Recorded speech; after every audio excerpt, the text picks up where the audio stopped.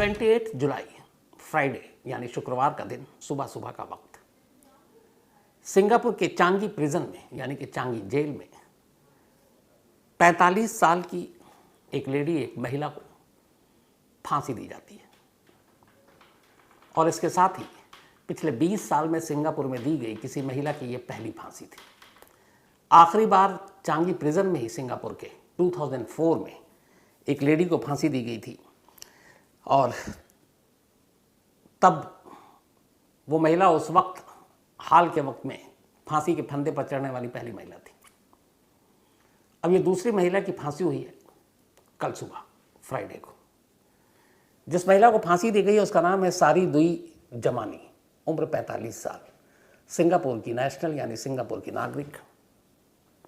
2018 में सारी दुई 31 ग्राम हीरोइन के साथ पकड़ी गई थी। 31 ग्राम हीरोइन। अब हमारे यहाँ, कम से कम अपने देश में, ऐसा लोग सोचें 31 ग्राम हीरोइन क्या मतलब है? कुछ महीने या साल में छूट कर भी बाहर आ जाएंगे।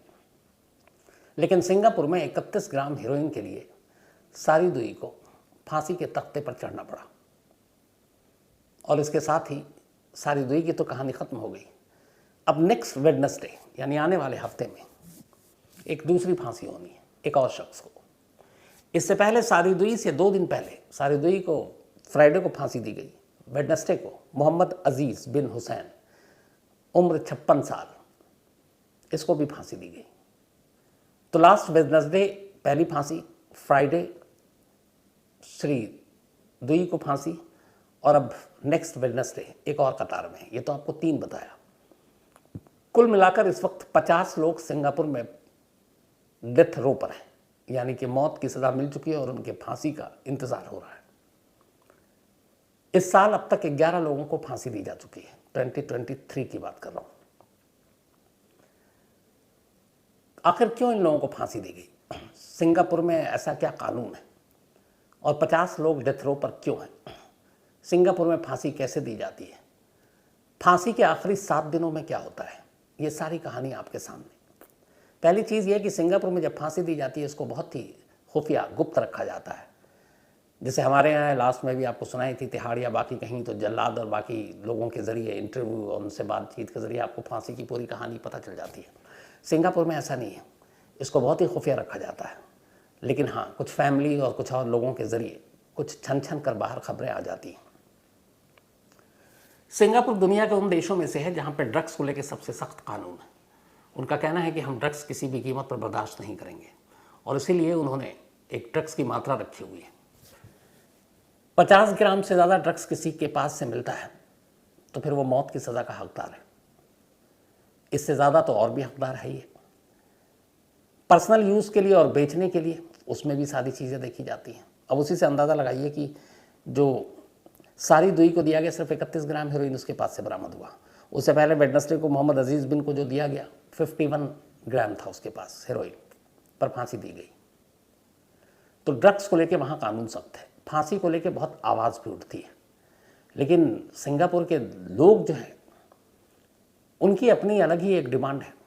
पूरी दुनिया के ह्यूमन राइट्स एक्टिविस्ट जितने भी हैं उनका कहना है कि इस तरह से फांसी देना और ड्रग्स के इतने छोटे छोटे क्वांटिटी के साथ भी ये इनह्यूमन है, गैर इंसानी है, रोक लगनी चाहिए। बहुत बवाल हुआ तो सिंगापुर सरकार ने अभी हाल के वक्त में 2 बार सर्वे कराया अपने यहाँ के लोगों से। लेटेस्ट सर्वे 20 बल्कि 18 का था, 2018 का, कि फांसी की सज़ा होनी चाहिए कि नहीं। 87% सिंगापुर के नेशनल, उनके नागरिकों ने कहा फांसी होनी चाहिए, वो इसके खिलाफ ही नहीं है। कुल 36 ऐसे अलग अलग किस्म के क्राइम हैं जिनमें सिंगापुर में फांसी दी जाती है। उनमें मर्डर है, रेप है, डकैती है, किडनैपिंग है। लेकिन सबसे ज़्यादा जो फांसी की सज़ा पाने वाले लोग हैं वो ड्रग्स से जुड़े हुए हैं। जिन सारी दोई को कल फांसी दी गई है, 31 ग्राम हीरोइन मिला था 2018 में पकड़ी गई। पकड़ने के बाद फिर पुलिस ने अपनी जांच की। आखिरकार सारी दोई ने ये एक्सेप्ट कर लिया कि हीरोइन उनका, लेकिन उनका ये कहना था कि उनके पर्सनल यूज़ के लिए था, मतलब वो हीरोइन लिया करती थी। तो अदालत में ये केस चला 2018 में। 19 में अदालत ने डेथ पेनल्टी दे दी, फिर अपील की। वहाँ की सुप्रीम कोर्ट में अपील गई, वो भी खारिज हो गई। फिर वहाँ के प्रेसिडेंट या जो भी सरकार के मुखिया हैं उनके पास गई, सरकार ने भी रहम करने से इनकार कर दिया और फांसी की तारीख आ गई थी 2020 में ही। इत्तेफाक से कोरोना ने बहुत लोगों को तकलीफ दी, उन लोगों के लिए राहत बनकर आई। कोरोना की वजह से सिंगापुर में सारी फांसी टाल दी गई। 2022 मार्च अप्रैल के बाद वहाँ कोई फांसी नहीं हुई और अगले 2 साल तक फांसी की सज़ा वहाँ रुकी रही कोरोना की वजह से। अब कोरोना ख़त्म हुआ तो वेटिंग लिस्ट बढ़ती गई, क्योंकि उसके बाद भी कई लोग पकड़े गए थे। तो बढ़ते बढ़ते अब 50 हो गए हैं, 50 फिलहाल जिनको फांसी देनी है और जिनके सारे दरवाजे बंद हो चुके हैं। मतलब ये 50 वो हैं जिनके पास अब कानूनी लड़ाई, रहम की अपील, सारी चीज़ें खारिज हो चुकी हैं, तो इनको फांसी होनी ही होनी है। तो ऐसे 50 लोग हैं और एक एक कर होगा। अब जैसे बताया आपको, लास्ट वेडनेसडे हुआ बुधवार को, फ्राइडे हो गया सारी दुई को, अब नेक्स्ट वेडनेसडे है एक, फिर एक शख्स को, वो भी ड्रग्स का है, उसके बाद एक और है, उसका भी ड्रग्स का मामला है।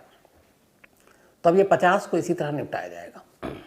सिंगापुर में मौत की सज़ा देने का वही तरीका है जो हमारे देश में है, यानी कि उन्होंने हैंगिंग को चुना है। उनका मानना है कि हैंगिंग सबसे बेहतर है, इसमें कम तकलीफ होती है और ये इनह्यूमन भी नहीं है।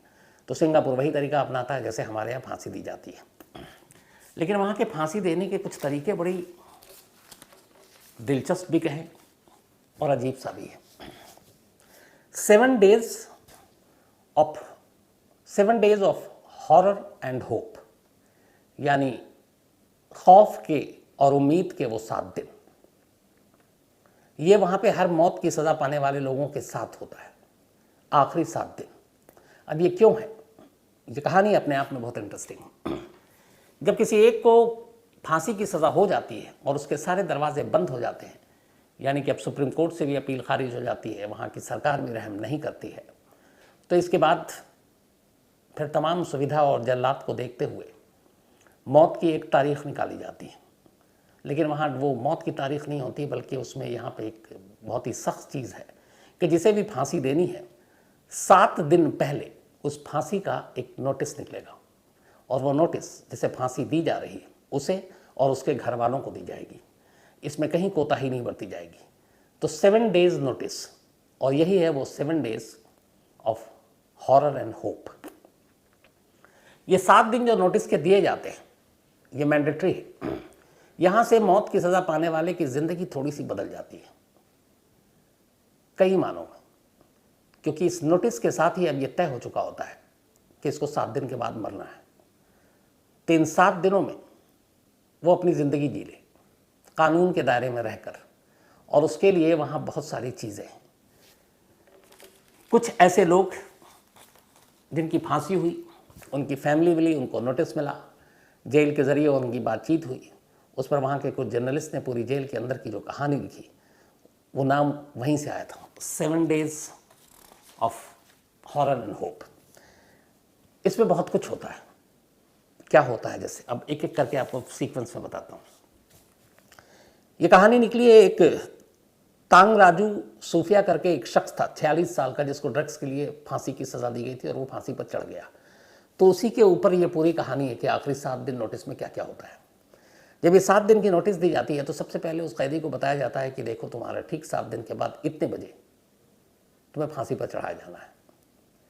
इसको बताने के बाद जो पहली चीज़ होती है वो उससे पूछा जाता है कि तुम्हारा फेवरेट ड्रेस क्या है, तुम्हारा पसंदीदा कपड़ा क्या है। वो अपना पसंदीदा कपड़ा बताता है, चाहे वो सूट हो, जीन्स हो, टी शर्ट हो, जो भी हो। बाकायदा उसके पसंदीदा कपड़े को ख़रीदा जाता है, जेल के बजट से लाया जाता है, उसे पहनाया जाता है और फिर उसका फ़ोटो शूट होता है, जैसे मॉडलिंग होती है। तो उसके पसंदीदा कपड़ों को पहनाकर बाकायदा उसका फ़ोटो शूट किया जाता है। वो तस्वीरें बाद में उसके घर वालों को दी जाती हैं, उसे भी दिखाया जाता है, पहला। दूसरा, इन 7 दिनों में फैमिली मेम्बर से मिलने की जो रिस्ट्रिक्शन है वो ख़त्म हो जाती है। जैसे कई बार होता है कि आप 15 दिन 1 महीने में मिलेंगे, लेकिन आखिरी 7 दिन है तो जेल मैनुअल और वहाँ की लोगों का मानना है कि जितने अपने लोगों से मिल रहा है मिल ले, क्योंकि आखिरी मौका है। तो जब जब जिससे कहेगा मुझे आज माँ से मिलना है, भाई से मिलना है, बाप से मिलना है, बीवी से मिलना है, बहन से मिलना है, उन लोगों को बुलाया जाएगा और उससे मिलने दिया जाएगा। वहाँ पे कोई रोक नहीं है। नोटिस 7 डेज के शुरू होने के बाद, इसके बाद उससे पूछा जाता है कि तुम्हारा पसंदीदा खाना क्या है, क्या खाओगे। बाकायदा जेल बजट से निकाल कर उसके लिए वो खाना मंगाया जाता है और वो खाना खाता है। जिस कैदी की कहानी मैं आपको सुना रहा हूँ, जैसे ये सारी चीज़ें आई, उसका ये हुआ कि जब उसको मौत की सज़ा दी गई और उसे मालूम था कि अब अगले 5-6 महीने में शायद मुझे लटका देंगे, वज़न घटने की बजाय उसका वज़न बढ़ने लगा। जब आखिरी 7 दिन नोटिस सर्व हो गया तो उसका वेट 10 किलोग्राम बढ़ गया था। अब इन सारे लोगों के बीच में जब नोटिस हो जाता है 7 डेज़ का, तो एक जल्लाद भी जो है वो लगातार सेल में आता है उस कैदी के। उस सेल में और लोगों को आने की इजाज़त नहीं होती और जल्लाद हर दिन आता है और उसका वेट लेता है, हाइट नापता है, क्योंकि उसे उसी के हिसाब से रस्सी तैयार करनी होती है। 7 दिन का जिस दिन से नोटिस सर्व होता है उस दिन से उसका सेल बदल दिया जाता है एक छोटे से 3x3 के सेल में, जिसके बेड भी नहीं होता, एक चादर, एक बकेट पानी और उसको नहाने के लिए, और बस यही सारी चीज़ें, और इसके अलावा कुछ नहीं उसके सेल में। तो सिर्फ जल्लाद आता है। तो उस कैदी के वेट बढ़ गया। अब उसके बाद उससे पूछा गया जब नोटिस सर्व हो गया क्या क्या खाओगे, तो उसने बहुत सारे ऑर्डर दिए, चिकन क्या क्या, बहुत सारी चीज़ें। तो जब वो आया और उसने खाया तो फिर उसे एक गार्ड ने बताया कि ऊपर से ऑर्डर है कि तुम अपना 1-2 मील कम कर दो, क्योंकि तुम्हारा वेट बढ़ रहा है, और जो नाप ले रहे हैं उस हिसाब से वेट कम था। तो ये हुआ कि उसको आखिरी 7 दिन में उसने कहा कि उसे 1 मील कम खाना पड़ता था, दिन भर में 1 ही मील लेता था वो, ताकि वेट गेन ना करे और वो रस्सी और उसके वेट में गड़बड़ ना हो जाए। तो पसंदीदा खाना जो मंगाना चाहे।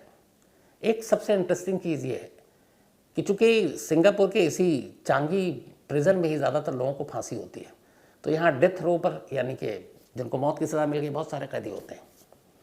एक ऑप्शन और दिया जाता है मरने वाले को, वो ये कि जेल अपनी तरफ से उसे कुछ पैसे देती है कि ये लो पैसे, तुम अपनी पसंदीदा चीज़ मंगाओ खाने पीने की, और तुम एक पार्टी रखो, लेकिन इस पार्टी में सिर्फ वो लोग शामिल होंगे जिन्हें मौत की सज़ा मिली है। बाकी कम 10 साल उम्र कैद वाले ये इसमें शामिल नहीं होंगे। तो जिन्हें मौत की सज़ा मिली और उनमें से भी किसको तुम बुलाना चाहते हो, 1, 2, 3 को, ये तुम्हारी मर्ज़ी।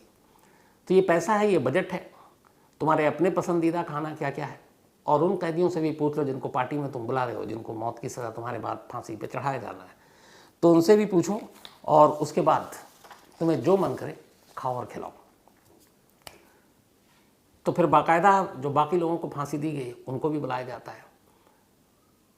उन मौत की सज़ा पाए लोग, फांसी पर चढ़ने जा रहा है एक शख्स, अगले कुछ दिनों में उनके साथ बैठकर ये लोग पार्टी करते हैं और खूब इंजॉय करते हैं। उसमें लिखा कि जब इन लोगों को पता है कि 7 दिन वाली नोटिस आ गई, तो अब सिर्फ 2 ही चीज़ें होती है। होप बहुत कम होता है, लेकिन इन्हें करिश्मा और चमत्कार की उम्मीद रहती है। बहुत सारे ऐसे कैदी थे। हॉरर ज़्यादा होता है, हर वक्त मौत का डर सताता रहता है, क्योंकि एक तो वो सेल उन्हें ऑर्डर आता है, और फिर हर वक्त जब भी जल्लाद उनके एक सेल में आता है उन्हें मौत अपने सामने नज़र आता है। तो इसीलिए कोशिश की जाती है कि ऐसी पार्टी, ऐसे खाने, इनके शौक़, इनके कपड़े, फ़ोटोशूट, फैमिली, इन सब से आखिरी वक्त में जितने लोगों को मिलाया जा सके मिलाओ और उनका ध्यान बांटा जा सके। तो उस कैदी के साथ भी यही हुआ, उसने भी खूब पार्टी की। फांसी के वक्त वहाँ पर बहुत ही सख्ती से है कि जो जिनको फांसी दी जा रही है उनका लॉयर भी वहाँ मौजूद नहीं होता है। सिर्फ अगर कोई कैदी ये कहे कि उसे आखिरी वक्त में किसी धार्मिक गुरु की ज़रूरत है तो वो उसकी ख्वाहिश पूरी की जाती है, वहाँ पे वो हो सकता है, वरना सिर्फ जेल के चुनिंदा लोग उस आखिरी वक्त के गवाह बनते हैं। फांसी के बाद वहाँ चाहे किसी भी जुर्म में फांसी हुई हो, बॉडी जो है उनकी फैमिली को लौटाना ज़रूरी है। फिर वो अपने हिसाब से, अपने रिलीजन के हिसाब से जो भी उसका अंतिम संस्कार, आखिरी चीज़ हो, वो करे। तो 7 days of hope and horror, ये है सिंगापुर की कहानी। अजीब बात यह है कि 2 साल तक कोरोना ने तो सब कुछ रोक दिया, अब अचानक बाढ़ सी आ गई है। जितने पेंडिंग केसेस हैं उसमें सारी चीज़ें अब फटाफट निपटाई जा रही हैं। पिछले हफ्ते 2 हो गई, अगला वेडनेसडे है, उसके बाद फिर एक फ्राइडे की भी बात आई। तो इन 50 को के बारे में जो अभी वहाँ की लोकल मीडिया और बाकी के हिसाब से शायद 2023 में ही निपटाने की बात है। अगर इनमें से किसी को रहम मिल गई तो अलग बात है, नहीं मिली तो इन सभी को फांसी पर चढ़ाया जाएगा। तो 20 साल में पहली बार ये चर्चा इसीलिए उठा क्योंकि एक महिला को सिंगापुर में फांसी की सज़ा दी गई 31 ग्राम हेरोइन रखने के चक्कर में, और कहते ये कि जब उसको ये पकड़ा गया था तब सिंगापुर में पूरी दुनिया में रमज़ान का महीना था और उस वक्त इसके बारे में ये था कि ये या तो ड्रग एडिक्ट है या ड्रग सेलर है, बेचती है। लेकिन जब पकड़ा गया तो पता चला कि नहीं, ये बेचती नहीं है, खुद के यूज़ के लिए रखती है। हाँ, तय मात्रा से ज़्यादा था और तय मात्रा से ज़्यादा था, इसीलिए इसको मौत की सज़ा हुई। लेकिन इसको लेकर बहुत आवाज़ उठ रही है, ह्यूमन राइट्स जितने भी एक्टिविस्ट हैं वो आवाज़ उठा रहे हैं कि एक महिला जो कि ड्रग पेडलर भी नहीं है, बेचती भी नहीं है, उसने अपने यूज़ के लिए रखा, तो इतनी कठोर और इतनी कड़ी सज़ा नहीं मिलनी चाहिए। लेकिन सिंगापुर की जनता वो अलग है, वो कह रही है कि हमारे देश और हमारे जो सोसाइटी है उसको बचाने के लिए ज़रूरी है कि यहाँ कानून सख्त हो, खासकर ड्रग्स को लेकर, ताकि हमारी जनरेशन ना बिगड़े। और इसीलिए 80% से ज़्यादा लोग वहाँ फांसी और डेथ पेनल्टी को जायज़ मानते हैं। आपकी क्या राय है, ज़रूर बताइएगा आप।